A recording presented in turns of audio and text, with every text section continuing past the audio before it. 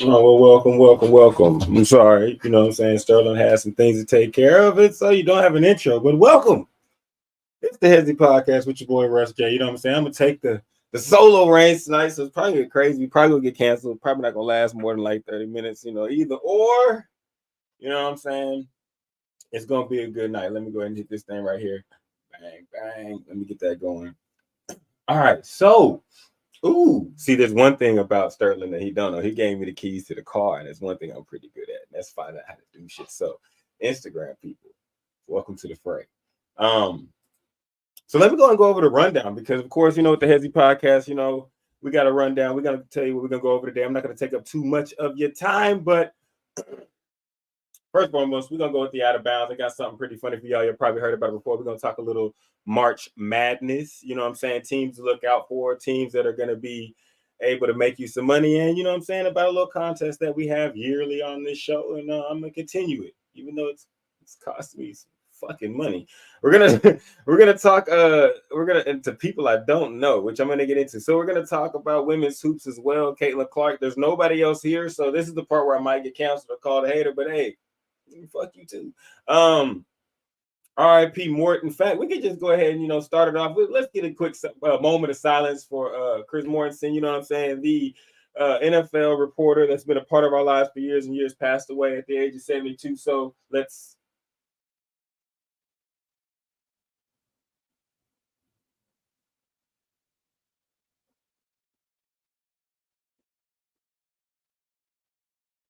All right, let's go ahead and have that moment of silence for Mort.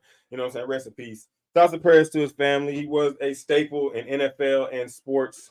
I guess you say sports reporting lore for all of us. So, it was a sad loss, and I hate to see him go. With that being said, let's jump this bitch off. So, first and foremost, as I get into my shit, you know what I'm saying? This is basically what we do call uh the out of bounds. And for those of y'all that are just now watching, those that are just now tuning in, this is the part of the show where normally Sterling tips the cap to me and I get it to go pretty fucking stupid. And I find something that someone's done that's pretty fucking stupid, and I go ahead and put that out on blast. So Chiefs super fan, Chiefs-aholic. I mean, what was you thinking, bro? Let's just you're facing what 50 years. So for those that don't know, Chiefs-aholic is the Chiefs fan that you saw at all the games. Mask. Well, I bet you guys might ask, like, how could someone, you know what I'm saying, procure tickets to every Chiefs game? How could they get there, and how could they have so much money to do so? Well, one way to do it is to rob a fucking bank. And apparently, this is the way that this man chose. So he chose to rob banks. He chose to steal more than $800,000 during a string of robberies. Could you imagine? And he did it in the wolf mask. So my thought process automatically goes to not only like this some wild Grand Theft Auto type. I just bought this skin, my nigga. I'm gonna use it. What is it? A wolf mask. It gives me like plus 50 XP on robberies. So it's like, what the fuck was you thinking? Well, he was thinking, I'm trying to go see this dynasty. So shit, I mean, kudos to him, but $800,000 was stolen. He literally held people at gunpoint. I imagine anybody that see he's Chiefs-aholic, so his pictures everywhere. So like, I just imagine being the person at the party who had the gun, you know what I'm saying, like put it in their face, and you just like, yo, I know that guy. And not in the same way y'all do. That's a horrible person. That man stuck a 9 in my face and robbed me. And then on top of this, before I close it out, not only did he rob all this, but he used the money in gambling schemes, which apparently is how he got caught. And let's not even get into the fact that his lawyer is a walking Better Call Saul using football puns after he pleaded guilty. Turned himself in because that money gets short. So he bets the money. He wins about $100 some odd. No, he won. He won about $100,000 voting on Patrick Mahomes to be the MVP. And then he had like 55 from Robert Banks, 55,000 from when the Chiefs beat the Eagles. So after he collects his winning, he cut off his ankle monitor, cuz, and went to the West Coast. Oh shit! They need to make this a movie. It is a miniseries documentary on YouTube. But my God, the things that Americans will do for football. You know what I'm saying? So, oh shit. So you know what I'm saying? That's hey, SportsAholic, we see your passion, we see your pride. I mean, you out of bounds, bro. You can't do that. And so all the young kids out there, don't care how much you love your team. You cannot go out here and rob banks for tickets, bro. Don't rob banks for football tickets. That's the phrase of the day. That's the knowledge tip I'm gonna give you today. So on to the next topic. So we do have NCAA basketball heating up. I mean, NCAA basketball is something that, you know, as an American culture, we normally don't really pay attention to it. We normally don't give a fuck about it until March. So it is what it is. And during March, it becomes king. But I'm here, you know, to let people know a couple things. First of all, I'm going to give you some teams that you may need to watch out for, may need to look out for, just a conference that you want to look out for, because I'm not going to dive too deep into it, because most of you motherfuckers don't care about college basketball. You just want to get a bracket and fill it out and look at your friends and go, yeah! So first and foremost, I will say, shout out to the viewers, you know, Chris Sherrod out there, Big 12 stand-up. That actually is what I was going to talk about. Let's get into that first and fuck it. So if you are one that is going to be getting into the college basketball March Madness fray, you are going to be filling out a bracket. I'm one to say this: don't dive too deep into too much knowledge, because any fucking thing can happen, man. So you know what I'm saying? Whoever you think is just an automatic to win it, is probably not going to win, except for North Carolina, because all them niggas like 30. So with everything I say today, I'm just going to say this about North Carolina. I don't really give a fuck. All you niggas is like 30. Baycott, you look like you got some shit to do after you leave the game. Like you got a daughter to feed or something. Like you gonna be watching Frozen. I know the life, my nigga. You old, bro. You old, my nigga. Like, nah. RJ Davis, come on, my nigga. These are grown men. So North Carolina is probably gonna do good because they're playing against kids. Other than that, we got the University of Houston is number one. I'll get into that in a little bit because they are well deserving, but the conference that they play in speaks more to what we're going to get at. UConn number two. I do think UConn is going to be a team that you can look at to be consistent in the tournament, but again, do not count anybody. Purdue. Side note, I do like the Indiana Hoosiers, so they probably gonna choke, and that big 7-foot motherfucker probably gonna let you down. Niggas let me down. But no, I don't really have a lot of faith in Purdue, just because I'm an IU fan. But you can root for them if you want to. Fuck them niggas up. This is not an unbiased podcast. I say what the fuck I want, and nobody's here to hold me back. So there's no one there to stop me from saying the shit I want to say. So Purdue, fuck you. I'm not into the Boilermakers. I do think that they're gonna fold. And hey, you know what I'm saying? 14-3. We're gonna see who the 14. No, they're not gonna lose in the first round. They're gonna be respectable. You know what I'm saying? They're gonna at least go to the round of 32. They're gonna at least go to the round of 32. Now, Purdue's one of the shaky. Purdue shaky, man. Tennessee number 4, shaky, man. There's a saying around my way.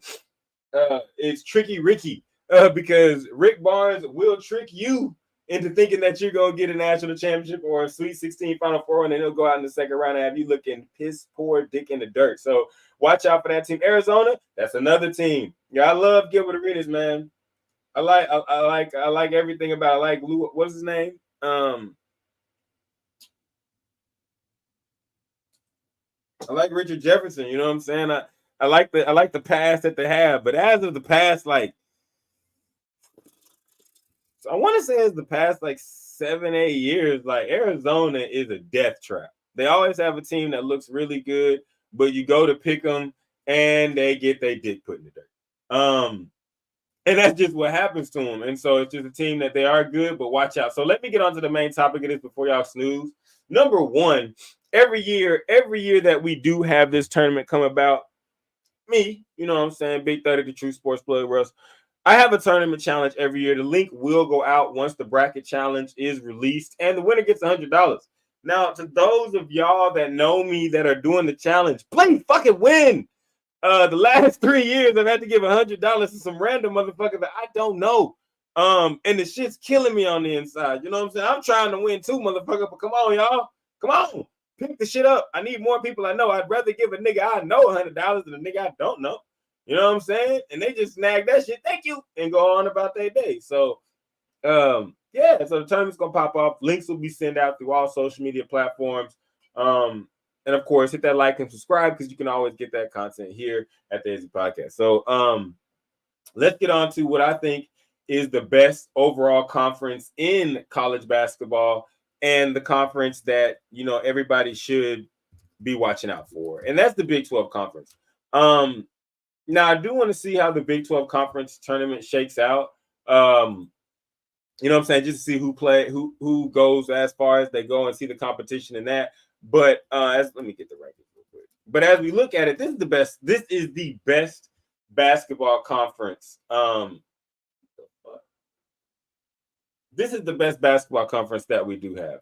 And when we look at the moves that they made for the future, these moves that they made, we can see during basketball season were not made. And you've heard me say, if you watch the cast, you've heard me say this many times before.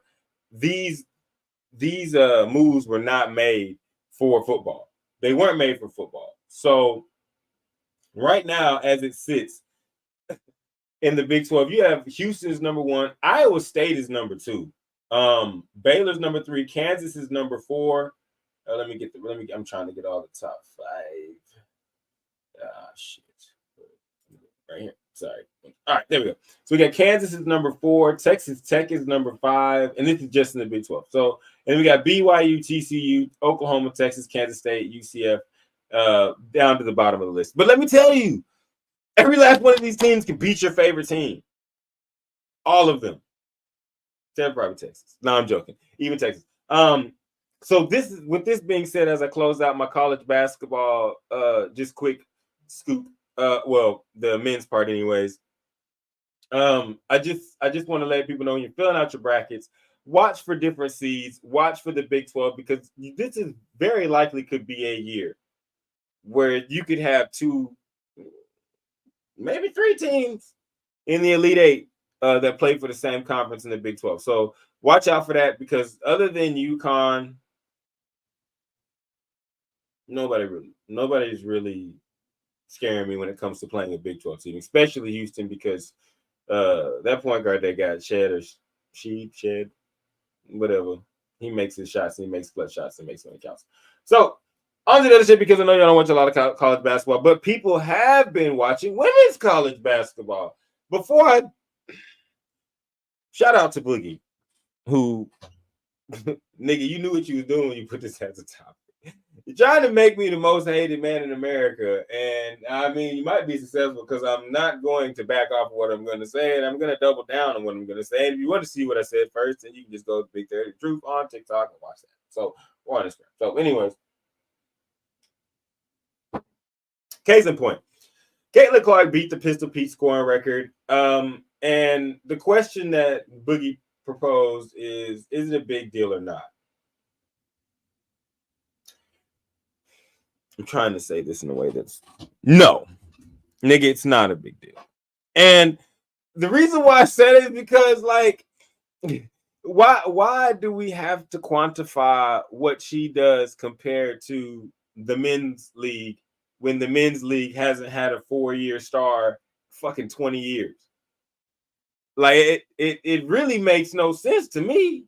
I'm befuddled. I don't know why. Like, I'm sitting here trying to wonder why. Like, okay, so we're sitting here and we want to respect what she's doing, but at the same time, every time a women's sports, or at least in women's basketball, does something, it has to shit on something that a man did, which is going to automatically trigger audiences to be like, nah, fuck that. Which is well within their right to do, because, like, at the end of the day, this isn't about whether Caitlyn Clark is really that dope or not. This is honestly just about whether or not we should be comparing the two when we want them to be separate. Because honestly, you can't have 2 things at once in this situation. 2 things can be right at once, but in this situation, dear female athletes and anybody that supports them, you can't have both things, because you don't want trannies playing. So if you don't want people that playing that are both man and woman, then stop comparing the men to the women and just respect the fact that she's the best women's scorer of all time. Because what you're doing is opening that gate for them to creep in, and you don't want nobody dunking on your daughter. You know what I'm saying? I could have said that in a way different way, but I tried to, you know what I'm saying, take a couple steps back. So, like, I respect what Caitlyn's up to. I respect what she's doing. And I think it is amazing. And I think she should be respected as a top women's player ever. Because honestly, I do believe if you put her and Maya Moore on the same court, Maya Moore is going to eat that lunch. And anybody that disagrees, you can get in the comments and you can let me know something, because I just don't believe she's going to be the best ever. You know what I'm saying? So I do think she's gassed. She's the only player we've ever seen. And I get, okay, so you can be, all right, you can go ahead and say, well, where's hating? Well, fuck you two then, because I'm not hating. I think that South Carolina should get more pub for what they're doing. I think that Angel Reese and the girls should get more pub for what they're doing, because they're popping that ass. I believe that coach from LSU even said, you're comparing apples to oranges. We need to stop doing this. Like, okay, Sabrina shooting the ball versus Steph. And then on top of this, when y'all make these comparisons, you put people in a box that want to be real about it. Like when Kenny Smith was like, well, then you should have shot from your line. You know what I'm saying? Because it's like, oh, you're hating. No, I'm not hating. I'm telling the fucking truth. You made 26 from the NBA line. You shoot from your line, you might have fucking won. But in turn, we're supposed to be the bad guy. Anything that you say about women's sports, you're the fucking bad guy. Shaq says, hey, we should lower the goal. You're the fucking bad guy. Why? Because he told the fucking truth, not because y'all can't hoop. Because let me be real, and let me digress. While I'm here, you're welcome, Boogie. Since you wanted it, this is where you get it, and you got it. You should lower the goal. You know why? Because we not watching regular niggas hoop. Do you hear me? We not watching regular niggas hoop. So why the fuck we watch anybody else hoop? Steph Curry got people's attention. Why? Because he shot from the fucking logo. Why are these girls getting people's attention? Because they're shooting from the fucking logo. It's an entertainment business. And what's more entertainment than seeing a motherfucker rise up and dunk on somebody? It's entertaining, one, because that shit is just majestic and beast mode. It's like a beast mode fantasy. It's gruesome and hairy and fucking animalistic, but at the same time, it's majestic and beautiful, like a poem. You know what I'm saying? And so, like, we love to see it. And then people say, well, lower the goal so we can see it. Y'all know. Wait your generations. I'll be dead before y'all can do windmills. Let's be honest. Lower the goal. Do some windmills. Your jumper going to be wet either way it goes. Y'all shoot better than niggas most of the time anyways, because shit, we can rely on athleticism and y'all can't. So shit, for the most part. So shit, lower them hoes. Dunk on some hoes. Shit. Hate me, motherfucker. But beside that, Caitlyn Clark, I really think she's dope, but I think she's gassed because she just put, and I don't even think it's like a I'm mad because she's gassed. I just think she's gassed. Y'all putting her in a fucked up position. She not fucking fitting to beat USC South, which is South Carolina. She not fitting to beat LSU, bro. Like, y'all putting her in a position where she's gonna put like 83. And if she does, like, you dope as hell. You pulled a Melo. Well, 4 years removed, because Melo did it in his first year. He won a championship in his first year. He won a championship in his first year, but no one goes back and says, Melo won a championship in his first year and no woman has done it. Niggas want equality, but don't want equality. Everybody want to be the nigga, but don't want to be the nigga. All right. Next topic, because you know what I'm saying. I've done said a lot enough. Oh, my bad. Last thing about this is nothing. This shit is whack as fuck. I don't think that she would do this, by the way. I just think this is whack. Caitlyn Clark, I don't think you're whack. I think the way the public is putting you on this pedestal. There's a quote from a movie. the way that the public is putting this on a pedestal, I just think is dangerous. And then how Fox is considering an NIL package to keep her in college for another year. That's just lame as fuck, bro. Go, because even though you can make money in college, which I hope is the first rule after the COVID kids are gone, is barring injury or like some sort of event that has to be, you know what I'm saying, looked at in a court. Like, you can't make NIL money past 4 years, bro. Like, you can't. Like, as far as the athlete, you can't make NIL money past 4 years. That's blasphemy, bro. Like, y'all like having her around. What? Having her around for a fifth year to do what? bash on kids. I just got through shitting on what the fuck UNC is doing. They got like 3 niggas on the team that's 27. You know what I'm saying? One of them 30. You cannot fool me, Bacon. I don't care what your birth certificate says. They lying, nigga. You old, bro. You old. Nigga, you old. Got a job old. Mortgage old. Nigga, benefits old. Nigga, shit, you was old, nigga. You buy Christmas gifts, motherfucker. I swear to God. That nigga is not a regular college student. The way he be dogging them little niggas in the paint, them are kids to him. So as I say, I think I just think that's just the most bitch made shit ever. But I don't think Caitlyn Clark's about that. I think she's gonna go to the WNBA to prove motherfuckers like me wrong. She's gonna go try to cook some people, which I think that will run us in trouble. But that's just me. I mean, that's nigga, I guess. But I feel how I feel. Jason Kelce hung it up. The question here proposed to the public in the comments is Jason Kelce a first ballot Hall of Famer? Now, before I get into whether I think he is or not, well, that's a simple one. Yes. I just want to take the time to say, like, we need to appreciate when people have retirement speeches where they say very important shit. And at this moment in time, I do give y'all the right to go get your bucket and throw up in it and say, damn, Cowboys fans always find a way to make it about them. Well, y'all motherfuckers always find a way to make it about us. So at one point in his speech, he talks about being a player for Philadelphia. And he goes in that link, and I'm just going to severely paraphrase and say, he basically said he had to understand the fact that when he played good, he would be cheered and revered, which rightfully so, and he would take everything for it. But when he played bad, he would have to accept the consequences for that bad play. And then he marked out a time frame, which is very important about this. He marked out a time frame when I believe it was Zach Ertz had played bad. And when Zach Ertz played bad, he was booed and they was talking shit about him and pouring on him. And then he said the very next game, Zach Ertz caught a pass and ran as fucking hard as he can, and the crowd cheered, and deservingly so. But he said that's not the story. Is not just about what happened in there. It's about the back and forth and I guess you could say the brotherhood or family between fans and players. My nigga, you don't get the cheers for nothing. They come with something.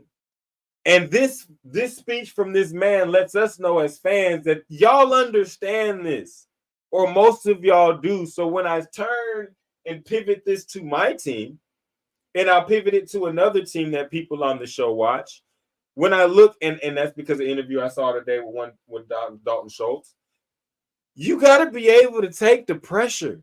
And if you can't, get the fuck out the kitchen. And we as fans are allowed to say that because you don't make $1 million because you good at the game, bro. You make that much money and you get this much publicity and you get all this because you are great at the game. We understand that. That's what we always have to explain when we talking about you playing like trash. It's not compared to the nigga down the street. It's not compared to me. It's compared to your peers.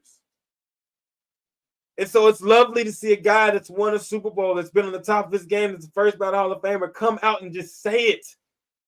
Because as a fan of a team who gets gassed up more than anybody, who gets more positive and negative from anybody, to come out and be like, yo, we tired physically or mentally, or we're tired of people talk. Shut the fuck up. Ball, nigga. That's what we here for. We buy the tickets, you ball. And I ain't saying we don't understand that you got shit going on in the background. You know what I'm saying? We understand that shit, but at the end of the day, at the end of the line, nigga, we don't give a fuck. Because you don't give a fuck about what I got going on. Like, you know what I'm saying? Like, you don't give a fuck about that shit. Like, people out here got kids to feed and all that type of shit and don't make me. Y'all don't give a fuck about that shit. And no, you don't have to. We don't want you to. Because at the end of the day, it's up to us to get it done. I got to fly my daughters out. It's up to you to get it done. Nigga, get the first down. Fuck. The shit is ridiculous. Excuse me. The shit is ridiculous. The back and forth that we see. And it's just a breath of fresh air to see someone at the top of his game, better than all you motherfuckers who's done it, to say yes. Like, you've got to take that on as a responsibility, and it's a real responsibility. You don't just go out here to say, get to go out here and play like shit and say, oh, well, maybe next time. Fuck you. Get that shit done. Because I guarantee you, if I run out and run into you on the streets and say, boo, you gonna say, fuck you. I got it done. You know what I'm saying? And which is rightfully in your right. You know what I'm saying? But that's the back and forth. Like, do what you're supposed to do. We gonna cheer you on. And hell, when it comes to Cowboys fans, sadly, you ain't got to do what you're supposed to do. My father's a fan of the Indiana Hoosiers. It's a rough time right now. And I'm talking about this man's been a fan when they were like the Alabama of college sports when it comes to basketball. Bob Knight in his heyday. And one thing struck a chord with me that's key to Cowboys fans, and I think it's key to every fan base that's had winning in the past, as I pivot to the next fan base that didn't have a lot of winning. He yelled and said, I'm tired of the hey Mikes. Good game, Mikes. And by Mikes, he's referring to Mike Woodson, the coach. Because in every fan base, you got people that are going to cheer no matter what the fuck happens. Win, loss. I get to wear a jersey and I get to have nacho parties on Sundays or whatever they play in. They get to have parties with my friends. They don't give a fuck if they win or lose. You know what I'm saying? Most of the time, though, those people aren't the ones buying the tickets.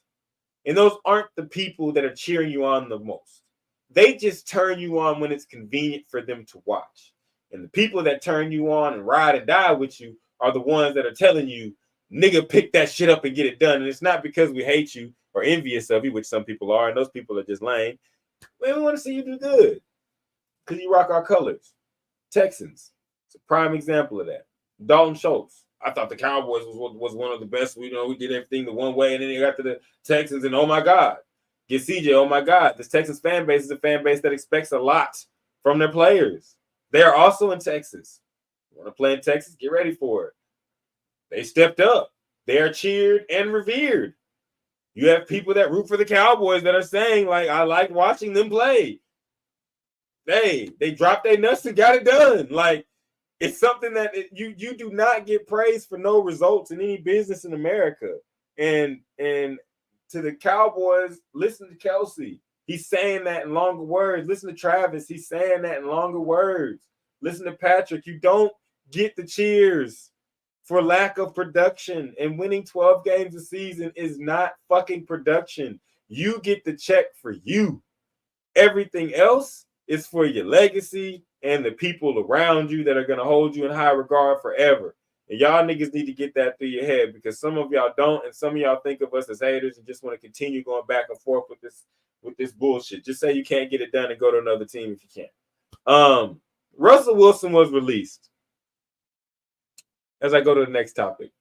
And this one is actually one that I want to say a couple things about, because, like, yeah, we can get into the pettiness of it and what I really think is going on when it comes to Russell Wilson and why, like, he's just, God, he is one of the most hated cold niggas I've ever seen in my life. Like, even when you play good, even if your team doesn't succeed, but when you play good and you're still like jeered, like, there's something else in the air.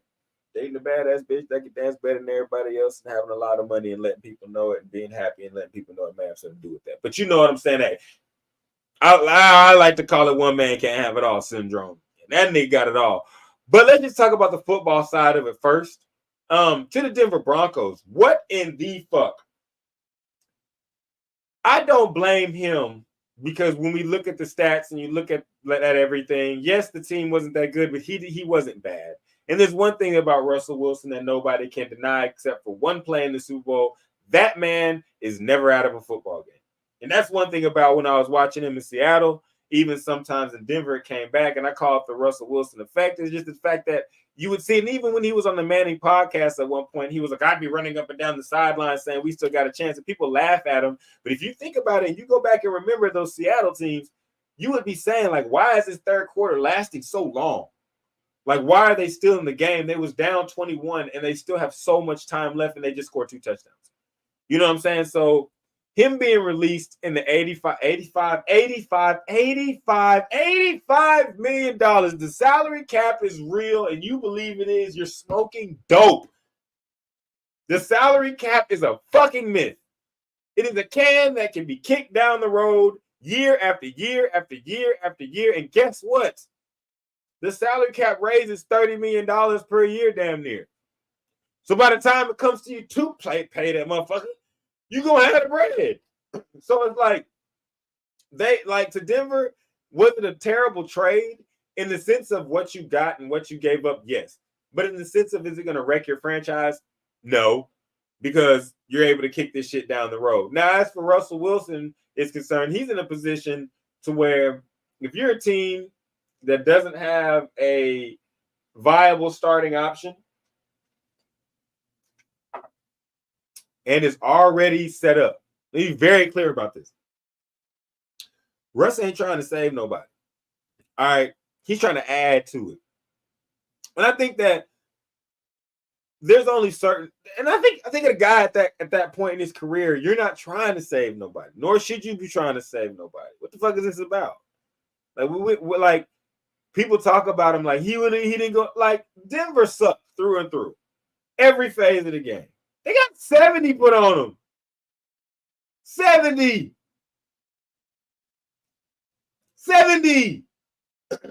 Sean Payton was more interested in blaming everybody else and taking accountability for what he got going on.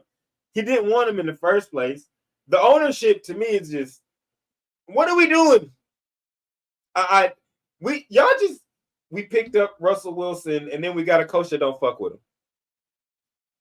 I feel like when we talk about these things, people don't go into that kind of stuff.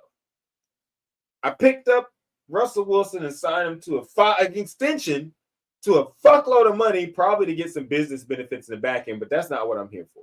You know what I'm saying? This is the Hesi podcast. Go ahead and hit the like and subscribe. But the main thing about us, we ain't trying to get into all the stats unless you call cap. You know what I'm saying? Then we can look that shit up. But like, you sign him to this extension, then you go out and you get a coach that don't fuck with him. At what point something had to come up in the talking where Sean Payton said, I don't fuck with that nigga. Like, yeah, whatever you want to say about him, I don't fuck with that nigga. Like, and you said bingo, or vice versa. Like, you know what I'm saying? Like, Russ, we know you haven't played in any other fucking system. I don't give a fuck what Russell Wilson tells me. I'm not going to put you in a new system. What the fuck is he supposed to say? Nah, coach, I don't think I can do that. Fuck. Like, you know what I'm saying? So, like, the way Denver put that shit together was very madnish, and they deserve what they got. Now, teams looking for a quarterback, I think that Las Vegas would be a good fit for Russell Wilson. I think that Atlanta would be a good fit for Russell Wilson. I think that New Orleans would be a good fit for Russell Wilson. Pretty much any team that has a defense and is set to go, has a running back. I think it'd be a good fit for the guy. I think a lot of people thinking that he's just washed. I think you just don't like him. And you know my saying, if you know me, you know me. I always say, if you don't like the guy, just say you don't like it. Just say that shit. Like we can move on from there. Like, there's no reason for you to make up dumb shit and say a nigga sucks because you don't like him, because he definitely does not suck. It's like 28 touchdowns and like 16 interceptions, some shit like that. But like, yeah, he definitely does not suck. He just did not get it done for Denver. But I don't think anybody would have in that situation that they were in, coach or player. Denver's just a shitstorm. They got to get that shit fixed. Mile high. You know what I'm saying? Do what you do. Let me go. And before I get on to the next topic, I always like to throw little nuggets in the show. And I know Sterling's probably watching out there somewhere. And for all the guys watching out there somewhere, Sterling, man, you know what I'm saying? Keep your head up. You got it. You know what I'm saying? You got it, bro. There's a reason. If you know, you know, bro. You know what I'm saying? Like, so you always a winner in my heart. Let me see. Hey, like I said, you got to know it. So basically, that pretty much wraps that shit up. Like, I didn't have too much for you today. Sterling's not here with us today. Oh, my bad. NBA. Real quick with the NBA, I wanted to touch on one thing. This is very, very, very Mavericks based. And the reason why I want to touch on it before I log out and get out of here is because I see a lot of people talking about the Mavericks and their losing streak, and narratives can be set up very easily. And the narrative that Luka doesn't play defense is bullshit as far as it pertains to why the Mavericks are losing. How do I put this? Okay, so when you're building a team, you want to build a team that has good spacing, that has, you know what I'm saying, players that, above all else, play good spacing and players that know their role. On offense, the Mavericks have done that. The players know what they're supposed to do for the most part. They have very good spacing, and they have a guy in Luka and another guy in Kyrie that make their offense virtually unstoppable. The problem is defense. And we get into this, and people talk about like, oh, what's Luka doing wrong? Or it's not Luka, it's the others. When you're playing on a professional team, everybody has a job to do. The others aren't doing their fucking job. I am tired of hearing hit the Russ rant button. Ding, ding, ding, ding, ding, ding, ding, ding, ding, ding, ding, ding, ding, ding, ding. I'm tired of hearing things about Luka. I'm tired of hearing things about Kyrie. I'm tired of hearing things about stars. There's one thing we need to stop fucking doing in this new age of talking sports where everybody, you know what I'm saying, has a voice and everybody gets to talk about what they want. We want to talk about the fact that stop blaming everything on the star, because when you have a complete team, someone's job is to make the stops. We traded for two guys that have that ability. But at some point in time, people stop communicating on defense. The Mavericks do not have a problem with anything except for the fact that the other guys on that team need to accept the fact that their role, and I got one more thing after this, their role is to play behind two guys that will carry you. See, it shouldn't be a back and forth about oh, Kyrie and Luka. Nah, bro. We're going to handle the offense for you guys. We're the most consistent. We will handle that. You will get shots off of us. You just need to hit them. Besides that, you need to play defense. The Dallas Mavericks team, the Dallas Mavericks do not talk on defense, and that is not the point guard's job. That is the job of the people down low. And the people down low are not communicating. When you have a screen come up, you need to communicate what you're going to do. You need to know what you're going to do. These guys are not talking. They're not communicating. They're all playing like individuals on defense, and they are continuously getting that ass beat and getting their dick put in the dirt. But I don't like it that people are coming out and saying it's because Luka's doing something or it's because Kyrie's doing. It's not because of them. It's because you need your guys to buy into their role. At some point, you have to accept the fact. This is why I love PJ Tucker. You have to accept the fact that you're going to play the whole fucking 48 minutes. You ain't going to shoot the ball. You're not fucking finna shoot. And that's why Tim Hardaway is a detriment. Because at some point, if you happen to be wide open, that's why Luka's great. He's going to find you. But if he don't, so what the fuck, bro? Get back on defense. And defense is an effort thing. I'm so sick. And this is the NBA as a whole. The NBA as a whole, everybody. I am so sick of people talking about defense and telling us that it's just not possible. They use a bunch of fucking words and a bunch of fucking terminologies, players and analysts, a bunch of fucking words, a bunch of fucking terminology. No, it's effort, nigga. When's the last time you seen someone foul out, y'all? I'll wait. When's the last time you seen a hard foul when a nigga got too many buckets? I'll wait. It's effort. It's a mindset. It's pride.